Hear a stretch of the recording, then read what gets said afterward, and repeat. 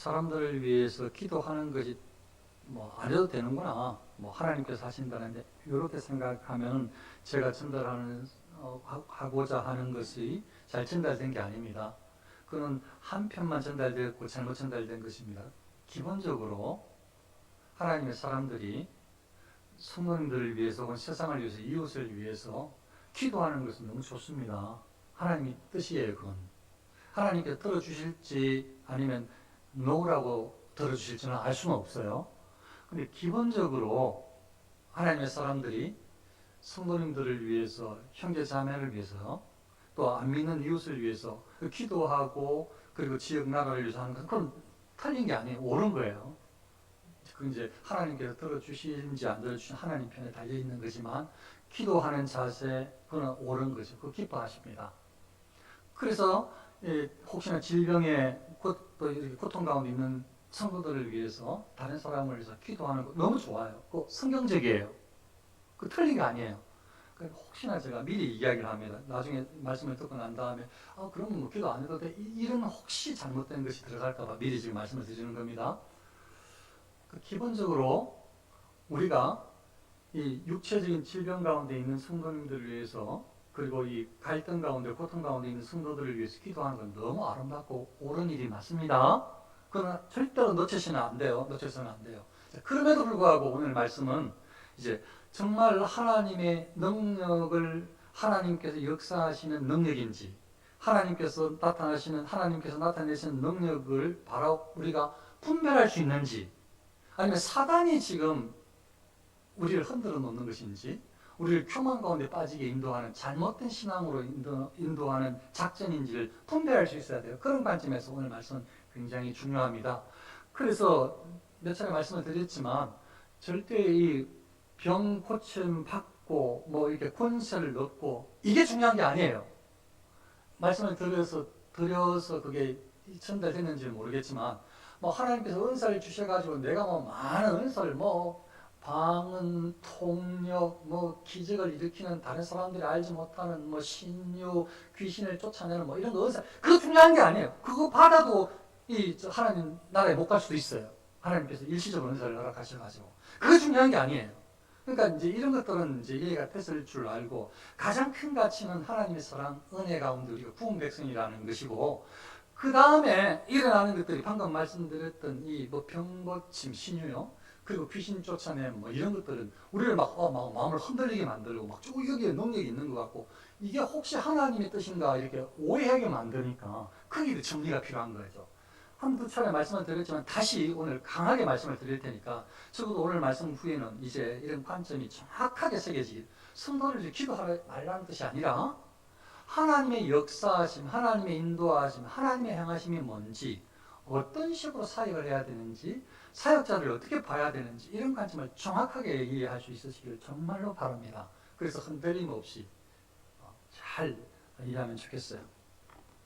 사람들이 좀 전에 말씀드린 것처럼 막 이 세상에 기적이 일어나면 너무 좋죠. 그거 소유하고 싶고, 그 사람 옆에 있으면 왠지 등달아 나도 그게 막 권세 있는 것 같고 막 함께 막 되는 것 같이 느껴지는데, 그거 별로 의미가 없어요.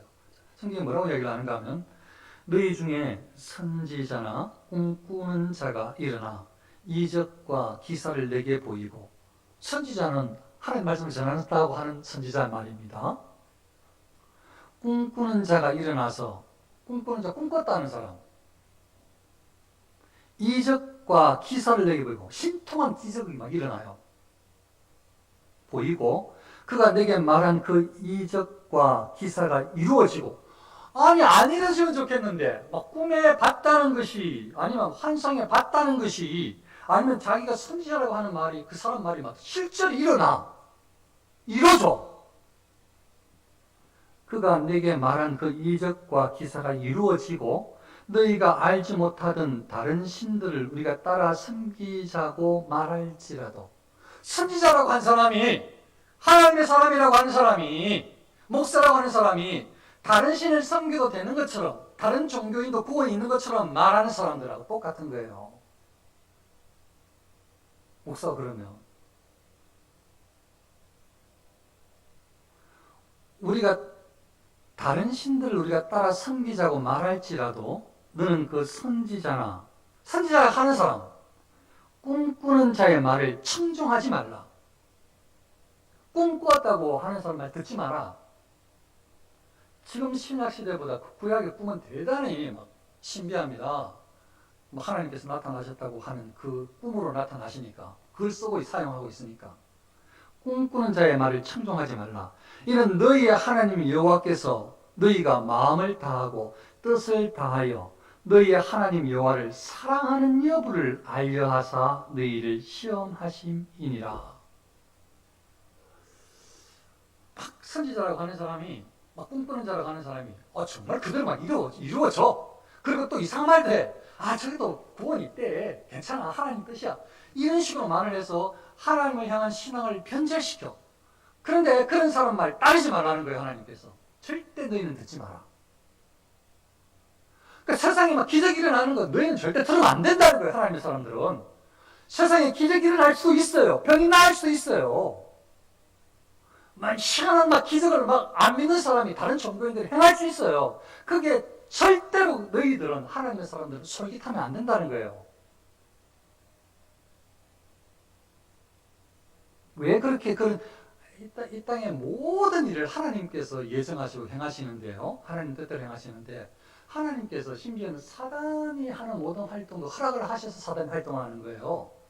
믿는 사람이고 믿지 않는 사람이 세상에 일어나는 모든 일들 하나님께서 뜻하시고 행하시지 않는 것은 아무도 없어요. 그런 관점에서 혹 지금 하시는 이 하나님께서 이 구약에서 이스라엘 백성들이 하시는 말씀은 막 선지자라고 하는 사람이 나타나가지고 꿈꾸는 자라고 나타나는 사람이 막 틀린 것만 말하면 누가 따르겠냐고요. 쓸데없는 거짓 사이비 같은 게 바로 보이면 누가 따르겠냐고. 그런데 꿈에 꾸었는데 너 이런 일을 했지 하는데 맞네? 내가 어제 행한 일을 딱 알아맞추네? 꿈꾸었다고 하는데 오지 신통하다. 무섭다. 아니 선지자라고 하는데 진짜 같네? 막 병을 고치네? 능력이 나타나네? 좀 다른 말 틀린 말 해도 이 기적이 일어나네? 그렇게 틀릴 말 하다는 거지. 기적이 일어나니까 좀 틀린 말 해도 이걸 왜 이런 일을 허락하셨는가 하면 하나님께서 그들에게 왜 그런 일들을 허락하셨는가 하면 이는 너희의 하나님 여호와께서 너희가 마음을 다하고 뜻을 다하여 너희의 하나님 여호와를 사랑하는 여부를 하나님을 정말 사랑하는가 그렇지 않는가 다른 사람이 말하면 그냥 하나님 내 팽개치고 떠날 사람인가 이걸 하나님께 시험하신다는 거예요. 그래서 세상에 이적이 일어나겠다는 거예요. 그 기적이 일어나겠다는 거지. 신통한 일들이 일어나겠다는 거예요. 거기에 마음이 쏠려가지고 하나님을 떠나나 안 떠나나 시험하시려고. 그래서 이스라엘 백성들이 절대 따르지 말라고 신명기 13장에 말씀하시는 거예요. 이게 자, 이런 관점으로 하나님의 사람들이 제가 처음에 그랬죠. 하나님의 사람들이 또 하나님의 역사하심이 어떻게 이루어지고 어떻게 분별해야 되는지에 대한 오늘 중요한 이야기라고 말씀을 드렸죠. 오늘 내용에 보니까요.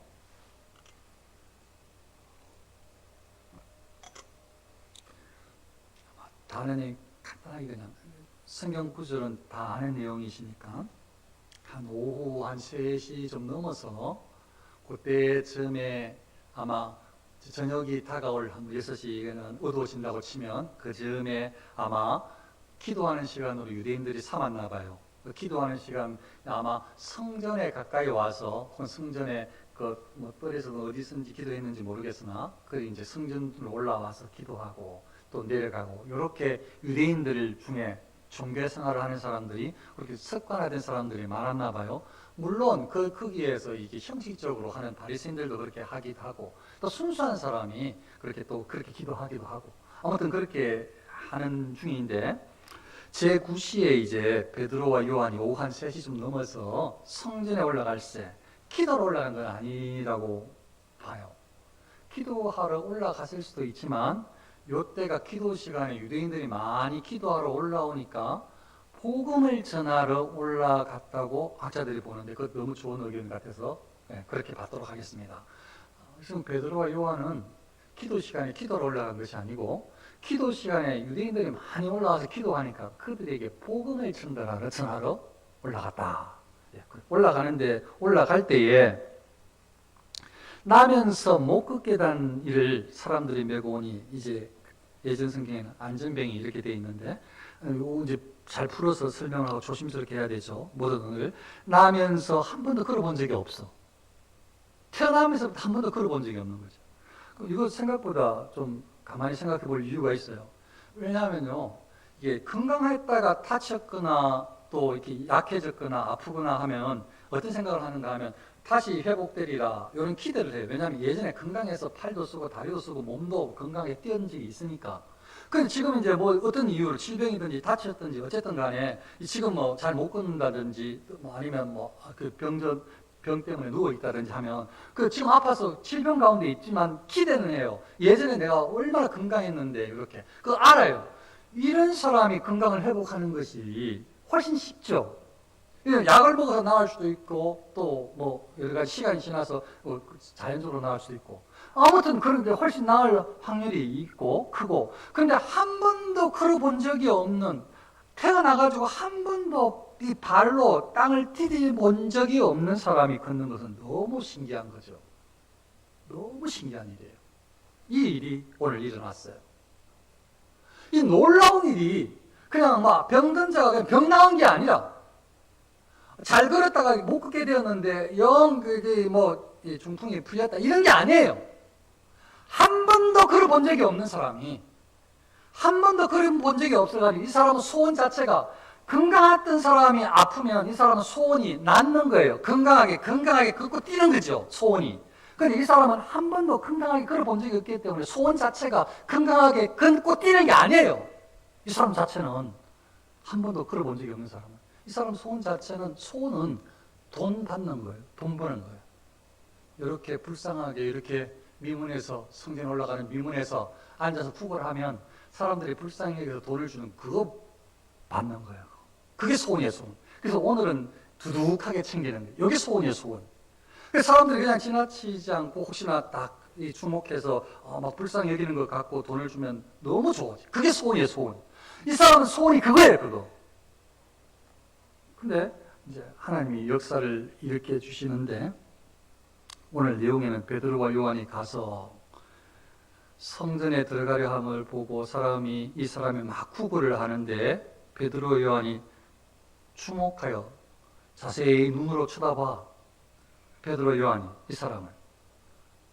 그러니까 이렇게 주목하여 이렇게 우리를 보시오, 우리를 봐라 이렇게 이야기를 해요. 그래서 그 사람이 한 번도 걸어본 적이 없는 사람이 그들에게 혹시나 우리를 보라고 하니까 뭘 얻을 게 있나 하고 바라봅니다. 그래서 베드로가 이 사람 마음을 알죠. 은과 금은 내게 없거니와 내게 있는 것으로 내게 준다. 나사렛 예수 그리스도의 이름으로 일어나 걸어라. 그리고 손을 잡고 일으켜서 힘을 얻고 일어나서 걷고 뛰고 찬송하며 들어간다. 하나님을 찬송함을 보고 사람들이 놀랍게 여겼다. 이게 오늘 내용이에요. 그런데 이제 학자들 의견을 좀 전달할게요. 이 말씀이 너무 은혜스럽고 해서 하나님께서 모든 부르심과 모든 역사 이적에는 철저하게 하나님의 행하심. 그러니까 하나님께서 계획하시고 제가 이야기했죠. 예전 하나님의 계획. 하나님께서 다 행하신다고. 특별히 부르심. 이거 당연히 하나님의 계획 중에 아주 중요한 부분이죠. 택한 사람을 부르시는 거. 하나님의 그 계획은 택한 백성을 하나님의 때에 하나님께서 부르시는데 그 부르시는데 과정에서 하나님께서 쓰시는 도구, 대행자가 사도들, 복음 전도자들이에요. 하나님께서 쓰시는 거예요. 하나님께서. 사람이 내가 한번 쓰임 받아봐야지 요렇게 요랑한 게 아니고 마음속에서는 그런 마음이 일어날 수 있지만 모든 것들을 다 하나님께서 이끄신다고 했잖아요. 하나님께서 사람을 구원받게 하시는 하나님의 그 계획, 하나님의 뜻은 하나님께서 하나님의 대행자를 쓰시는 거예요. 사람을 부르는 방법이. 하나님의 도구를 쓰시는 거죠. 그래서 하나님께서 도구를 어떻게 쓰시는가? 하나님의 방법인데 하나님께서 이들에게 복음이 바르게 전달되게 하신다는 거예요. 복음이 뭔지 보호했나? 복음은 예수 그리스도의 복음. 예수님 안에서만 구원이 있습니다. 복음. 예수 그리스도가 하나님의 아들이십니다. 복음. 예수 그리스도를 믿지 않으면 구원이 없습니다. 이 복음. 이 복음을 하나님께서 하나님의 대행자 도구를 통해서 하나님께서 구원이 이르게 하시는 방법이 대행자를 통해서 복음을 전하게 하신다는 거예요. 복음을 바르게 잘 전달하게 하신다는 거죠.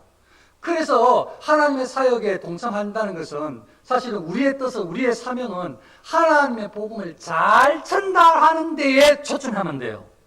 하나님의 복음을 잘 전달하는 데 초점만 맞추면 된다고요. 나머지 다 하나님이 역사하시는 거라. 사람이 우리가 하는 거 없어. 우리를 쓰실 분인데 우리를 쓰시는 첫 번째 과정이 거기에 하나님의 복음을 잘 전달하게 하신다는 거죠. 그게 뭔가 하면 베드로와 요한이 한 번도 걸어본 적이 없는 사람을 향해서 이제 이야기를 하죠. 복음을 제시합니다. 뭐라고 합니까? 나사렛 예수 그리스도의 이름으로 일어나 걸어라. 이름으로는 권능으로, 능력으로, 나사렛 예수 그리스도의 능력으로 일어나 걸어라.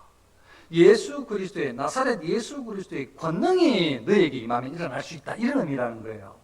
그런데 왜 예수 그리스도를 나사렛 예수라고 했는가 하면 그 당시에 예수님을 초롱하고 십자가에 못 박으라고 했던 이 많은 사람들, 넘어갔던 주도했던지 간에 이런 사람들이 예수님을 폄훼할 때에, 멸시 초롱할 때에 그 나사렛 사람 아니야. 우리 다 안다. 그 동네 사람들 부모님도 알고 형제들 우리 다 아는데 뭐가 선한 게 나겠어 거기서. 이런 식인 거예요. 이런 식. 그러니까 예수님을 초롱할 때 썼던 그 나사렛 동네의 사람 이렇게 썼단 말이에요. 그런데 지금 베드로가 쓰는 말은 그래 그렇게 너희가 초롱하고 멸시했던 그 나사렛 예수님, 그 예수님이 진짜 구주시다. 그 나사렛 예수가 메시아시다. 그 나사렛 예수가 진짜 구주시다. 이걸 이야기를 한 거예요. 그러니까 너희가 못 박은 그 예수, 나사렛 예수님이 진짜 구주시다. 그분이 진짜 하나님이야. 그분의 권능, 그분의 능력으로 너희가 구원을 얻을 수 있어. 네가 나음을 받을 수 있지. 그래서 일어나 걸어라. 이렇게 이야기를 한 거예요. 그러니까 오직 하나님의 능력으로, 하나님의 권능으로 네가 나음을 입었다는 것을 알려주는 거죠. 그렇습니다. 하나님의 이 사역자들을 분별할 때에 기적이 일어난다고 솔깃하는 것이 아니고, 병 고친다고 기적이 일어났다고 이런 데 절대로 귀 기울이는 것이 아니라 그 사람이 진짜 하나님의 사역자인지 그렇지 않는지 이거는 오늘 이게 너무 잘 나타나는데 그 학자들의 의견이 하나님께서 행하시는 하나님의 마음을 안다는 거예요. 사역자들은. 하나님의 사역자들, 대행자들은, 하나님의 도구는 하나님의 마음을 깨닫는다는 거예요. 그래서 여기에 지금 베드로와 요한이 성전에 들어가려 할 때 구걸하는 사람을 보고 하는 것이, 우리를 보라고 하는 것이, 주목하고 보고 이렇게 하는 것이, 요 이야기가 이렇게 자세히 쳐다보면서 학자의 의견이 베드로와 요한이 하나님께서 지금 이 사람을 통해서 역사하시고자 하는 하나님을 읽는 과정일 거라는 거예요. 하나님께서 지금 하나님의 역사가, 하나님의 행하심이 지금 이 사람에게 나타날 거야라는 것을 깨닫게 하는 그 과정이라는 거예요. 이렇게 눈으로 쳐다보고 주목하는 것이. 그래서 이 하나님의 대행자 베드로와 요한은 하나님의 뜻을 알고 성령의 은혜를 입은 이 두 사람이 하나님께서 지금 이 사람을 일으키려고 이 사람에게 구원을 허락하시려는 것을 알았기 때문에 베드로와 요한이 아무나 대놓고 그냥 막 이야기한 것이 아니고, 온 세상의 사람들, 유대인들이 전부 다 병 고치러 돌아다니는 것이 아니고, 하나님께서 허락하고 계획하신 사람이 이 사람임을 알고 보고 하나님께서 그렇게 행하시도록, 하나님의 역사가 드러나도록, 하나님께서 부르시고 하나님께서 치료하시고 하나님께서 구원을 주시는 분이심을 이들에게 전달하고 싶은 간절함이 베드로와 요한에게 있어서 하는 말이라는 거예요. 그러니까 베드로와 요한은 그냥 자기 능력 있다고, 자기 재능이 있다고, 자기 어디 은사 받았다고 해대는 것이 아니고, 철저하게 이 과정을 통해서 하나님만 영광 받아야 되는데 하나님께서 지금 그렇게 기대하시고 지금 이 과정 가운데 역사하실 텐데 이 사람이 네가 하나님을 간절히 하나님을 만나면 좋겠다라는 그런 간절함이 이 두 사람에게 있다는 거예요. 이 복음을 제시하는 과정에. 그러니까 이 복음을 전하는가, 하나님의 뜻을 정확하게 전달하는가, 이걸로 분별해야 되고, 선지자인지 아닌지를, 하나님의 말씀을 바르게 전달하고 있는지를 확인을 해야 되고, 분별해야 되고, 능력이 문제가 아니고, 그 사람이, 사역자가, 그 대리자, 이 사명자들이 하나님을 높이려고, 하나님을 사랑하는 마음으로 하나님을 전달하려고 하나님과 만나게 해주려고 애를 쓰는가, 이걸 봐야 된다는 거죠. 선지자들을, 사역자들을 분별하는 방법이 자기가 이름을 내는 게 아니고 내가 권세가 있다, 나를 따라가면 낫게 된다, 이게 아니고 나 신통한 은사를 받았어, 이게 아니고 사역자, 바른 선지 사역자들은 하나님께서 모든 걸 다 행하시는데 지금 하나님께서 행하심이, 하나님의 행하심이 너에게 있다는 것을 성령을 통해서 봤어요. 그래, 그걸 보면서 그를 주목하되 그가 하나님을 향하도록, 하나님의 은혜가, 하나님의 역사하심이 지금 이 자리에 일어나고 있음을 믿도록 하는 그 간절함이 베드로와 요한에게, 이 사역자에게 있다는 거예요. 그러니까 이 사람이 참 선지자인가 가짜 선지자인가는 하나님을 전달하고 있는가, 그렇지 않는가, 하나님을 만나게 하는가, 그렇지 않은가, 이게 중요한 포인트일 수가 있어요. 그리고 이제 베드로와 요한이 한 번도 걸어본 적이 없는 사람에게 이제 이야기를 하죠. 나사렛 예수 그리스도의 이름으로. 아까 말씀을 드렸습니다. 이게 복음이라고. 그래서 학자들은 이렇게 이야기를 해요. 하나님께서 역사하시는, 하나님께서 택한 백성을 부르시는 방법이 하나님께서 말씀이 정확하게 들리게 하신다. 말씀 사역자를 통해서, 전도자로 통해서, 복음 전도자로 통해서 말씀, 복음을 정확하게 바르게 전달하게 하신다. 하나님께서 택한 백성, 콜링, 부르심의 그 역사의 그 내용이, 하나님께서 하시는 방법이 대리자, 선지자, 사역자들을 통해서 복음을 바르게 전달하게 하신다. 그리고 듣는 사람으로 택한 백성이니까 듣는 사람으로 하여금, 이 듣는 사람이, 예를 들자면 오늘 한 번도 걸어본 적이 없는 사람이, 이 사람 마음속에 성령께서 역사해 주셔서 말씀을 듣게 하시고 들리는 말씀 복음을 믿게 하신다. 하나님께서 하시는 말씀을 듣게 하시고 들리는 말씀을 믿게 하신다. 들리는 말씀을 믿고 그 말씀에 순종하게 만드신다. 이게 하나님께서 택한 백성을 부르시는 방법이, 그 과정에 일어나는 일들이라는 거예요. 그래서 사역자들을 통해서, 복음 전도자를 통해서도 철저하게 하나님께서 행하심을 볼 수 있어야 하고, 하나님께서 뜻하시는 하나님의 말씀만이 능력이 있음을 알고 하나님의 말씀 복음을 바르게 전달하려고 하는 헌신이 있어야 하고, 그런 노력이 있어야 하고, 그게 사실적으로 드러나야 하고, 복음이 뭔지를 전달하는, 하나님께서 쓰시는 방법이니까.